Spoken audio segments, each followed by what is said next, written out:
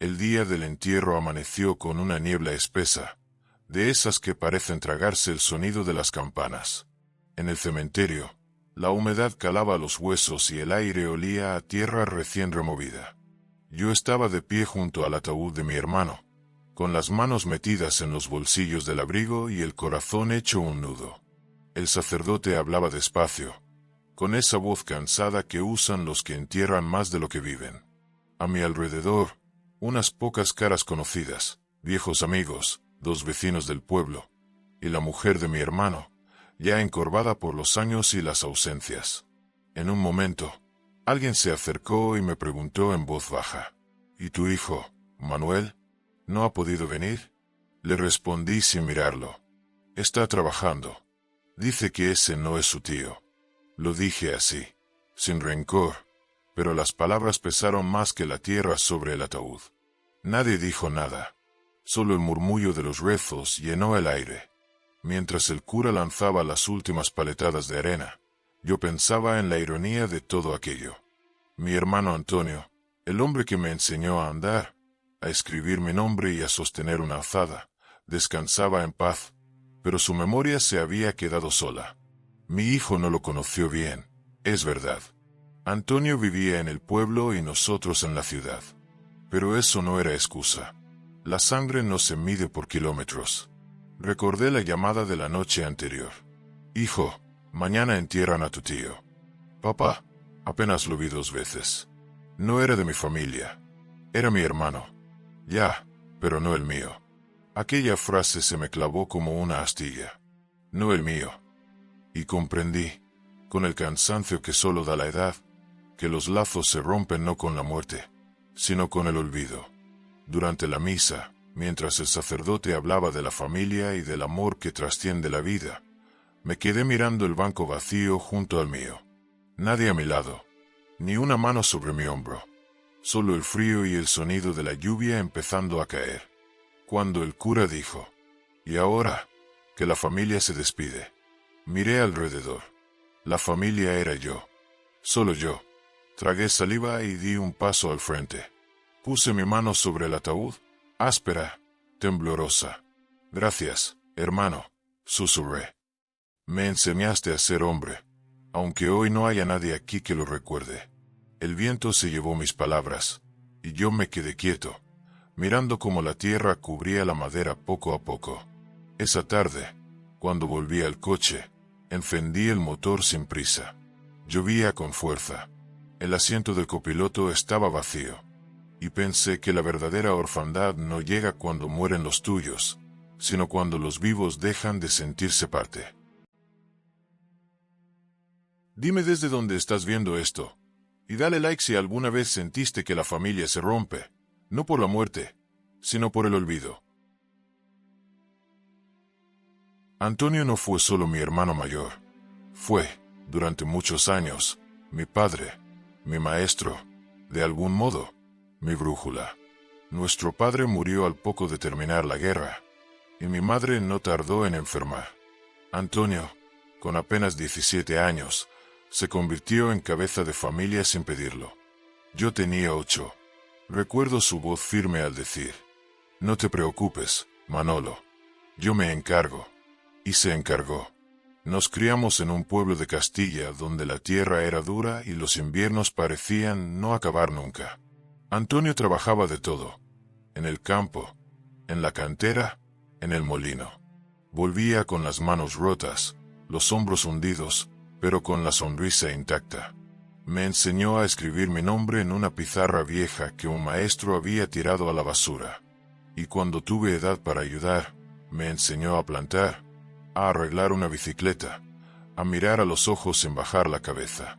Nunca tuve juguetes caros, pero tuve su ejemplo. Y eso, con el tiempo, valió más que cualquier herencia.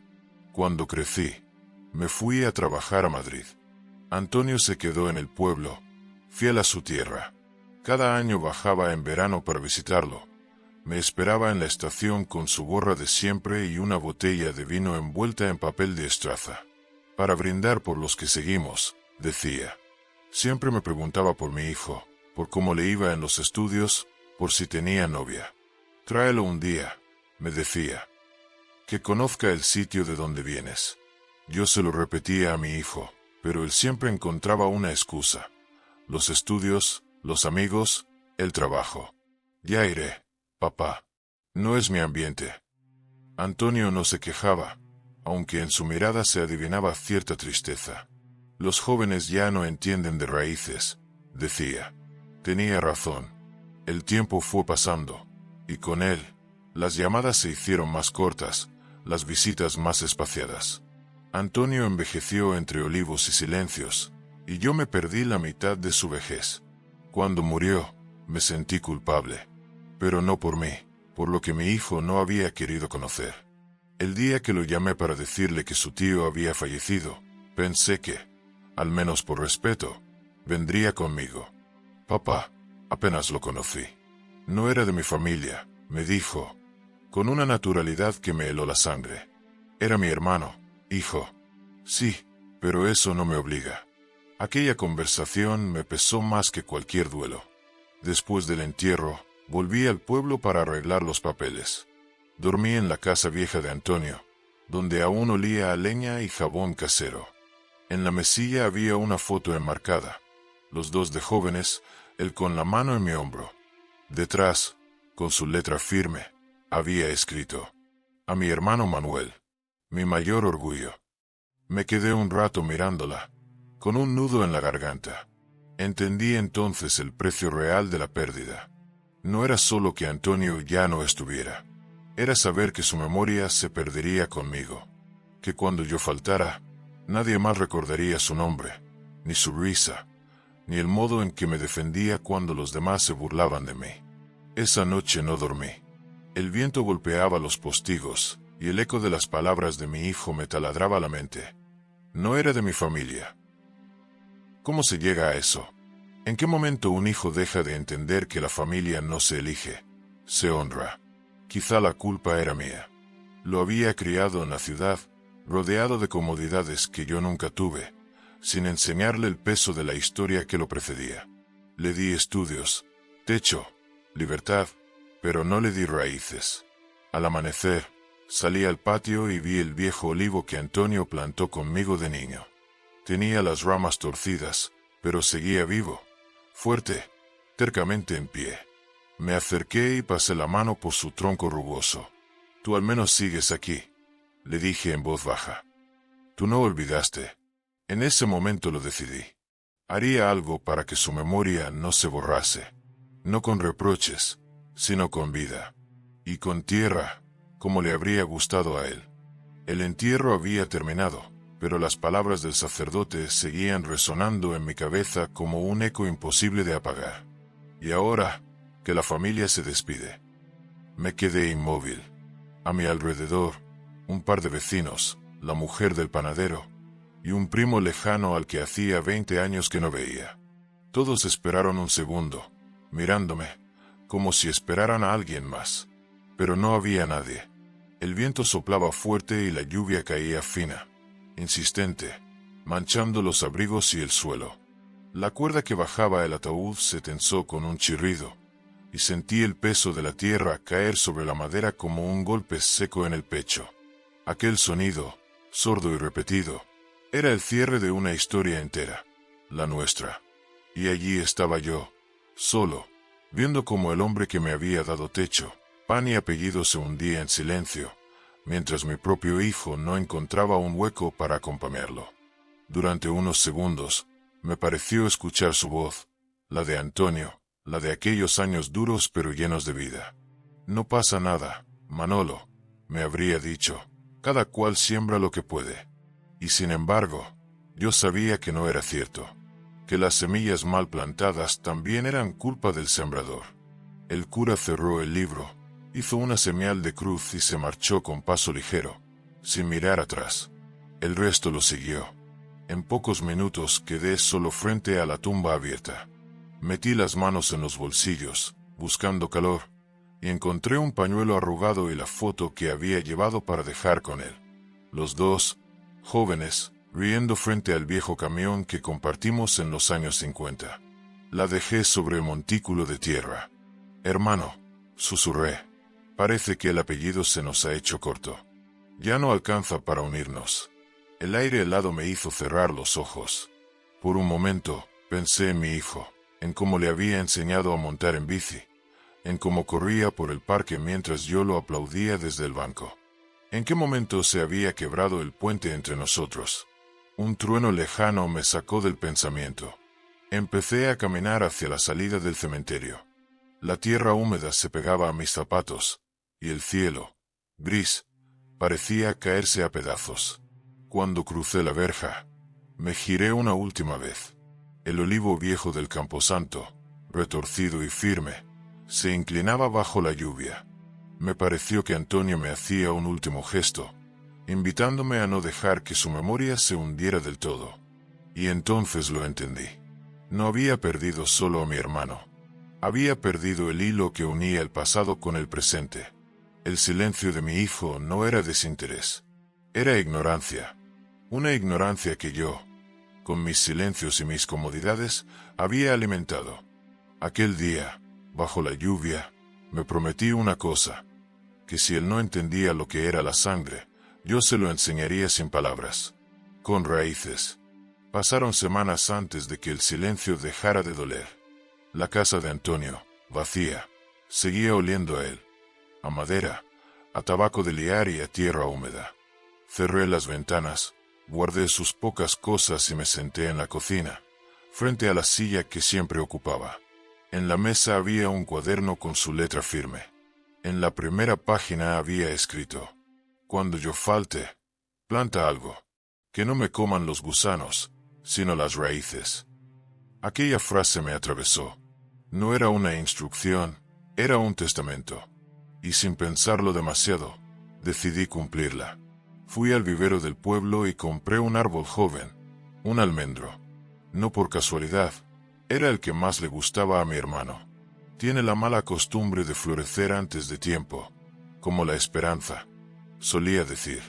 Con la ayuda de un vecino, cavé un hoyo junto a su tumba, justo al lado del olivo viejo del cementerio.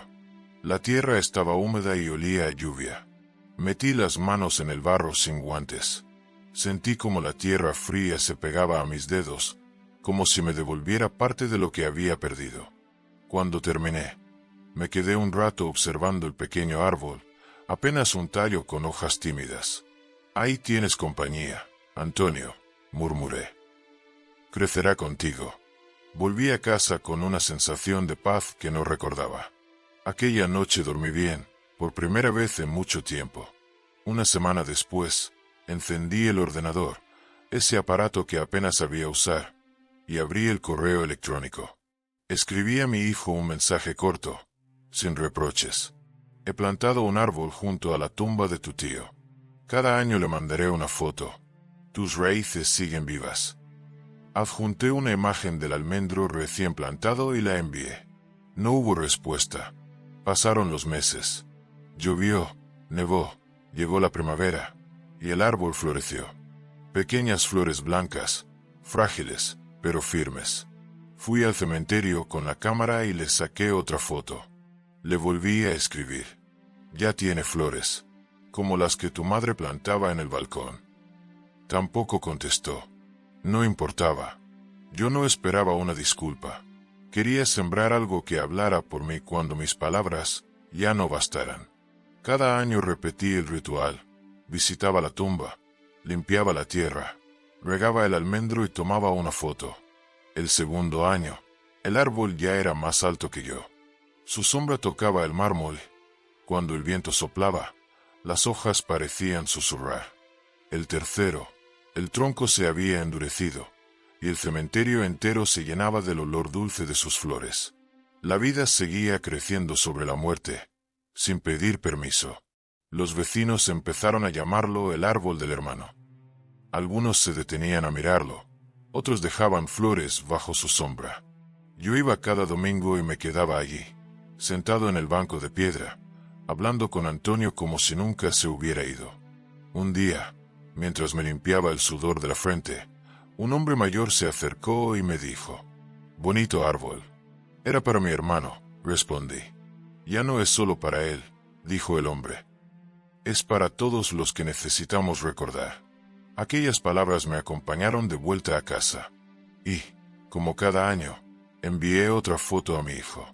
Esta vez añadí una frase distinta. Crece despacio, pero firme, como los que saben de dónde vienen. No esperaba respuesta, pero en el fondo, algo dentro de mí, una raíz, quizás, sabía que un día él entendería, que las cosas que se siembran con paciencia acaban germinando, aunque tarde. Y así pasaron 3 años. 3 primaveras de flores, 3 inviernos de ramas desnudas, 3 silencios sin contestación. Hasta que un día, al volver del cementerio, encontré un sobre en mi buzón. No tenía remitente, solo mi nombre. Dentro, una foto impresa, el almendro florecido. Y detrás, con letra conocida, una frase breve, temblorosa. Papá, este año quiero verlo contigo. Me quedé largo rato con la foto entre los dedos, sin moverme. El almendro, en la imagen, parecía sonreír. La carta de mi hijo llegó un martes, justo cuando el almendro cumplía 3 años. La leí varias veces, sentado junto a la ventana. Papá, este año quiero verlo contigo. No había disculpas, ni explicaciones. Solo esas palabras sencillas, pero cargadas de lo que tanto tiempo había faltado, reconocimiento. Guardé la carta en el bolsillo y esperé unos días antes de responder. No porque quisiera hacerlo esperar, sino porque necesitaba ordenar lo que sentía. Llevaba 3 años hablando con un árbol. De pronto, alguien me escuchaba. El domingo siguiente, lo vi llegar.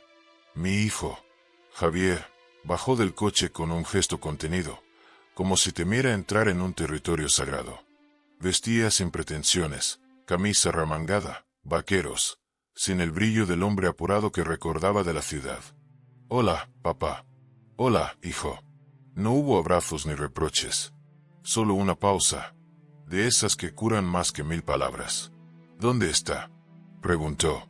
Ven, te lo enseñaré. Caminamos en silencio por el sendero del cementerio. Las flores del almendro ya empezaban a caer, cubriendo el suelo de pétalos blancos. Cuando llegamos, se detuvo frente a él. Es más grande de lo que imaginaba, murmuró. Así crecen las cosas que se riegan con paciencia, le dije. Se agachó y pasó la mano por el tronco. Tiene cicatrices, observó. El primer invierno fue duro. Casi se partió con la helada. Pero resistió. Me miró entonces, y en su mirada vi algo que no había visto en años: respeto. Gracias por cuidarlo. No lo hice solo por tu tío, le respondí. Lo hice por ti, aunque no lo supieras. Nos quedamos un rato en silencio, mirando el árbol. El viento movía las ramas, y los pétalos se mecían como si el aire los colocara con delicadeza sobre la tumba. ¿Por qué me mandabas esas fotos cada año?, preguntó al cabo. Para recordarte que, aunque te olvidaras de tus raíces, ellas no se olvidan de ti. ¿Y tú?, dijo, bajando la cabeza. ¿Tampoco te olvidaste? No, los padres no olvidamos. A veces nos retiramos, pero seguimos ahí. Como las raíces. No se ven, pero sostienen. Pasamos la tarde juntos, sin hablar mucho. Javier sacó del coche una pequeña regadera y la llenó en la fuente. Regó el almendro sin que yo se lo pidiera. Lo hizo con cuidado, casi con ternura. Luego me ofreció el agua que quedaba. Tu turno, papá, dijo. Y así, por primera vez en mucho tiempo, hicimos algo juntos sin discutir. Antes de irnos, sacó su móvil e hizo una foto. ¿Y esa para quién es?, pregunté. Para mí, respondió con media sonrisa. Quiero tenerla a mano, por si algún día se me olvida lo que importa. Me reí. Era la primera vez que lo hacía con él en años. Aquel día, después de despedirnos, sentí que el ciclo había cambiado. Pero aún quedaba una parte de mi plan, algo que llevaba tiempo pensando. Que el almendro no fuera el único. Esa noche, escribí a Javier otro mensaje. El árbol de tu tío tiene compañía, pero las raíces necesitan más sombra. Si algún día quieres, plantemos otro juntos. La respuesta llegó al amanecer. Sí, dime cuándo. No tardamos mucho. 2 semanas después, un sábado claro, volvimos al cementerio con una azada, una garrafa de agua y un nuevo árbol. Un olmo joven, de los que resisten los inviernos más duros. Mientras cavábamos, Javier me preguntó, ¿por qué un olmo? Porque cuando un olmo crece junto a un almendro, sus raíces se entrelazan. ¿Y eso qué significa? Que ya no se pueden separar sin que mueran los dos. Me miró, comprendiendo al fin lo que llevaba 3 años intentando decirle. Terminamos el trabajo, cubrimos la tierra y nos sentamos frente a los 2 árboles. ¿Sabes, papá?, dijo. Cuando dijiste que el árbol era por mis raíces, no lo entendí. Pensé que era otra forma de hacerme sentir culpable. ¿Y ahora? Ahora veo que era para recordarme que las raíces también se heredan.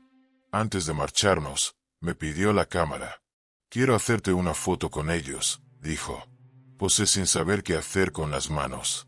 Él tomó la imagen y luego me la enseñó. Te la mandaré cada año, añadió.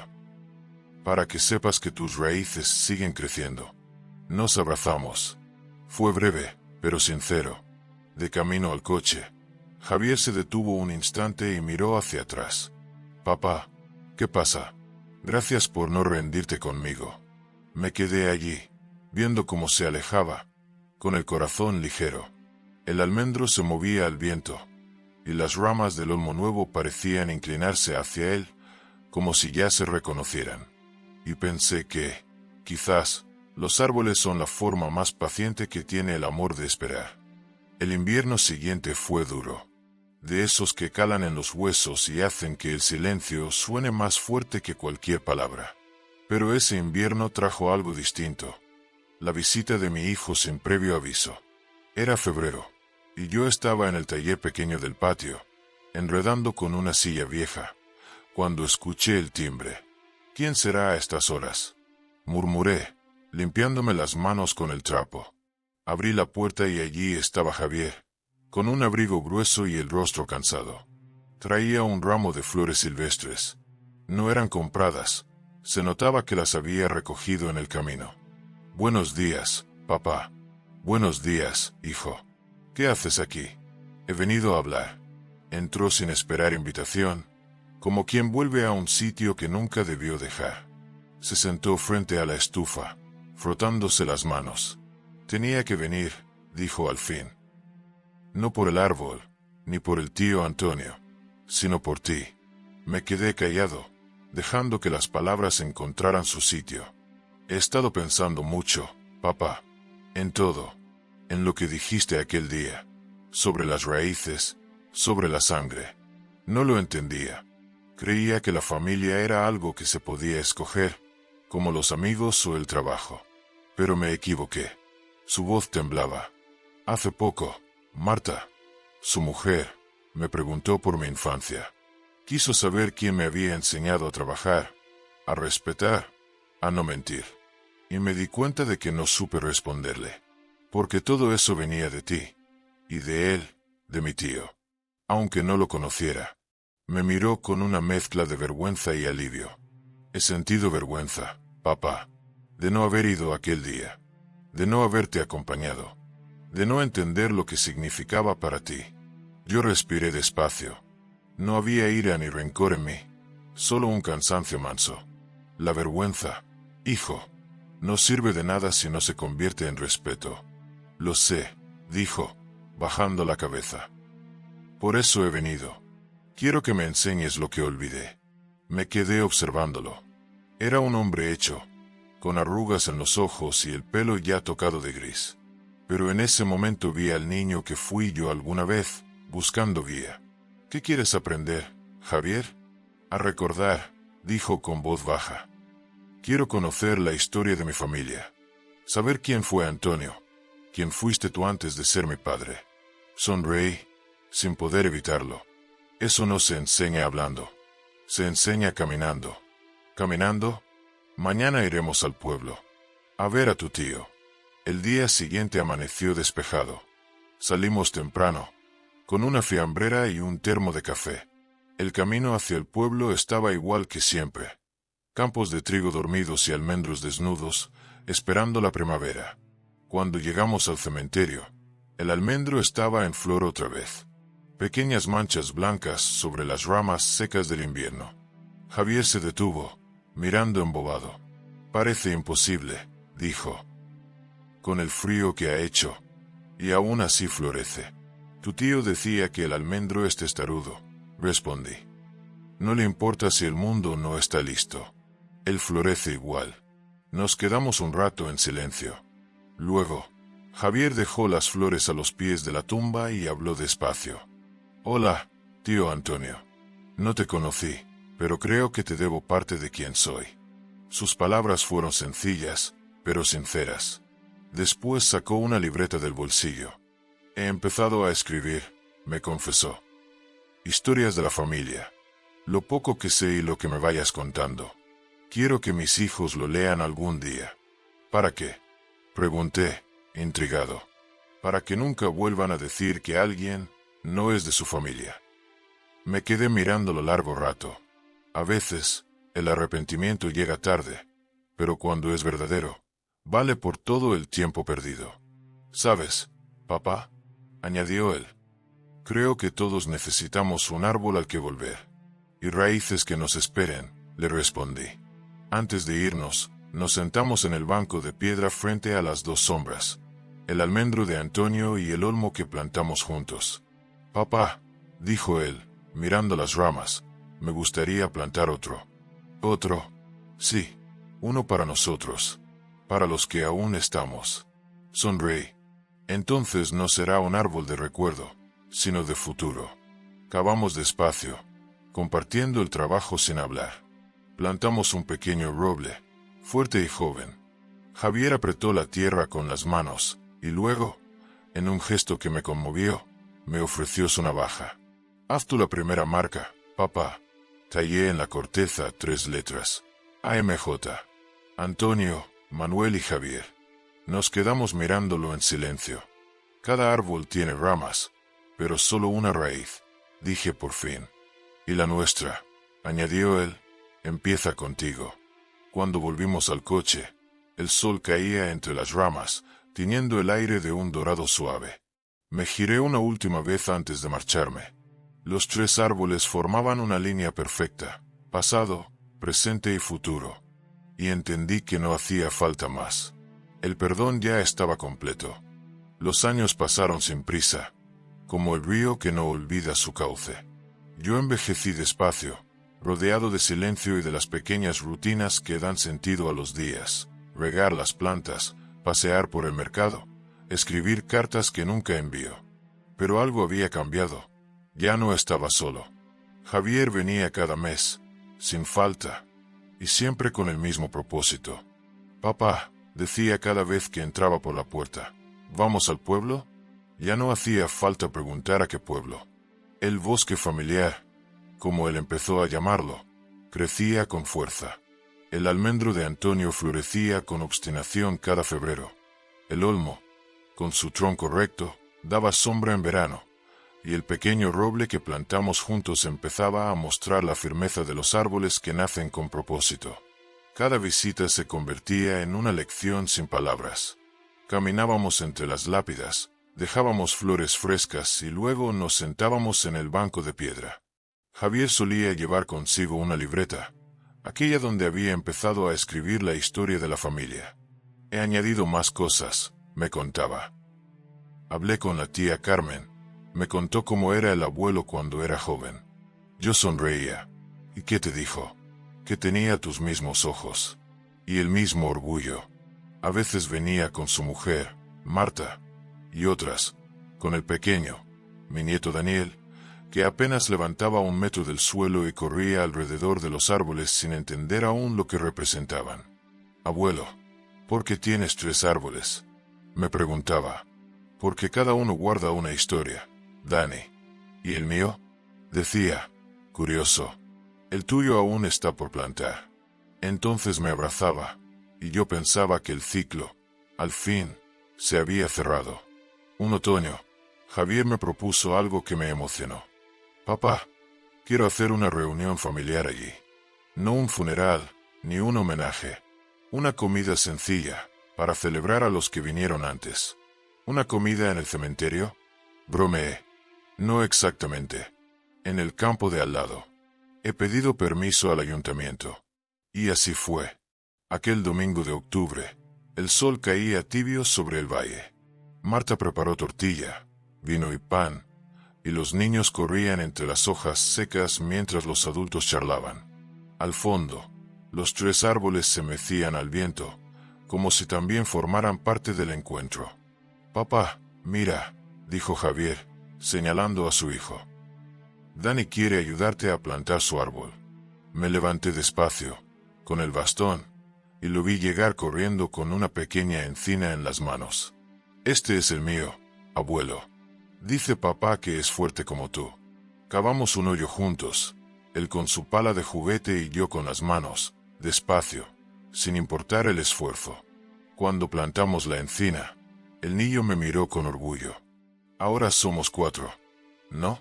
«Eso es, pequeño», le dije. 4 raíces, 4 historias. El viento sopló fuerte y las hojas del almendro cayeron sobre nosotros. Por un momento, juraría que olían a la niñez, a mi hermano Antonio riéndose, a las tardes de trabajo y a las noches de pan y vino. Me quedé callado, mirando el horizonte. El tiempo había tejido su manto, y ya no quedaban grietas. Después de aquel día, el bosque familiar se convirtió en tradición. Cada año, el primer domingo de octubre, Javier llevaba a su familia. A veces iba yo, otras me mandaban fotos, los árboles en fila, los niños corriendo, las manos regando la tierra. En una de esas fotos, Dani, ya un poco mayor, aparecía con una nota escrita de su puño y letra. «Estos son nuestros árboles. Mi abuelo dice que aquí vive la familia, aunque ya no se vea». No pude evitar llorar. Javier me llamó esa noche. «Papá, ¿sabes lo que me dijo Dani hoy?» «¿Qué?» «Que cuando él tenga un hijo, plantará otro árbol. Dice que así nunca se acaba la familia». Me quedé un momento sin palabras. «Entonces, hijo, ya puedes descansar tranquilo. Has hecho lo que yo no supe hacer a tiempo». «No, papá», respondió con ternura. «Lo hicimos juntos». El tiempo siguió su curso. Yo, ya mayor, empecé a ir menos al pueblo. El cuerpo no acompañaba, pero mi alma estaba allí. Javier me visitaba, siempre con nuevas fotos, contándome cómo crecían los árboles. «El almendro floreció antes que nunca», me decía. «Y el olmo tiene un nido. ¿Y el roble?» «Firme, papá, firme como tú». A veces, al cerrar los ojos, los imaginaba, los 4 árboles, moviéndose al compás del viento, mezclando sus sombras, sus hojas y su historia. Y entendía que, al final, no se trataba solo de sangre, sino de memoria. De recordar que los vínculos no se heredan, se cultivan. Aquel pequeño bosque, nacido de la ausencia, se había convertido en el mayor legado que podría dejar. Una raíz compartida, un hogar sin paredes, una lección que ni la muerte podría borrar. El tiempo ya no se mide en días para mí, sino en estaciones. La primavera me trae el olor del almendro, el verano la sombra del olmo, el otoño la fuerza del roble y el invierno, el silencio de lo que perdura. Ya no viajo al pueblo, pero las fotos siguen llegando. Cada año, sin falta, Javier o Dani me mandan una imagen del bosque familiar. En la última, las ramas del roble tocan las del almendro. Me gusta pensar que, de algún modo, Antonio y yo seguimos conversando ahí. Mi nieto, Dani, ya es un muchacho. Me llama a veces para contarme que va al cementerio con su padre. «Abuelo, el olmo tiene un nido», me dijo hace poco. «Mamá dice que eso da suerte». «No es suerte, hijo», le respondí. «Es señal de que algo vivo confía en lo que sembramos». A veces me preguntan por qué planté aquel primer árbol. No lo hice por nostalgia ni por fe. Lo hice porque comprendí que la memoria también necesita raíces, que el amor no basta si no tiene donde sostenerse, y que cuando un hijo olvida, El deber de un padre es recordarles sin gritar. Hoy, desde mi ventana, miro un pequeño almendro que Javier plantó en mi patio. Florece cada año, aunque a veces las heladas lo sorprenden. Me recuerda que la vida es eso, una floración obstinada en medio del frío. Lucía, mi nuera, dice que cuando yo falte, esparcirán mis cenizas bajo los árboles del pueblo. No me parece mal. Sería un buen sitio para descansar, entre las raíces que lo empezaron todo. Porque la familia, al final, no se mide por la sangre que corre, sino por la tierra que compartimos.